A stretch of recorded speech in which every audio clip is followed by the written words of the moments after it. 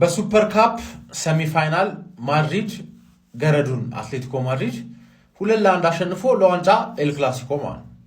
እኔ ግን አትሌቲኮ ማድሪድ ግን መቼ ነው በማድሪድ መበደል የሚያቆመው ማለት? ሁሌ ኢኮኖሚ በድሏቸው የሚጨቁኗቸው ማለት ሁሌ በቃ ደግሞ የሚደርሳቸውን ለነገሩ ባርሳም ሲያገኙ አይምረው ሁለቱም ሲያገኙት ይገርፉታል። ሲያሳዝን በእናታችሁ እኔ አርሰናል ጨዋታ እያየሁ እየተቃጠልኩ ነበረ። ገባ አይደለ?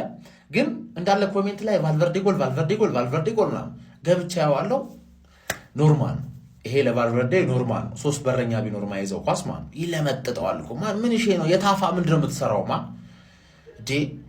ምን አይነት ብረት ነው ለታፋ የምታነሳው ማን ምን እሺ ነው ይመታዋል ነው ምልኩት ለምጠጥ ነው ያደረገው ማን ሶቦዝ ላይ እንደዚህ ለመምጠጥ ሞክሮ ማን ነው እርግብ ገደለ 3 እርግብ ገደለ 3 እንደዚህ መጥቶ ማን ነው ኦፍ ታርጌት ኤፍሲ አቻ እንችላለን ኤፍሲ ስለነሱ አላውራ ማድሪድ ይችላል ባርሳን ካሸነፈ እንደሰታለን ግን እንደ ላስት ሲዝን እንዳይጮት ያው ዘንድሮ ኦሬዲ አንድ ቪክቶሪ አግኝቷል።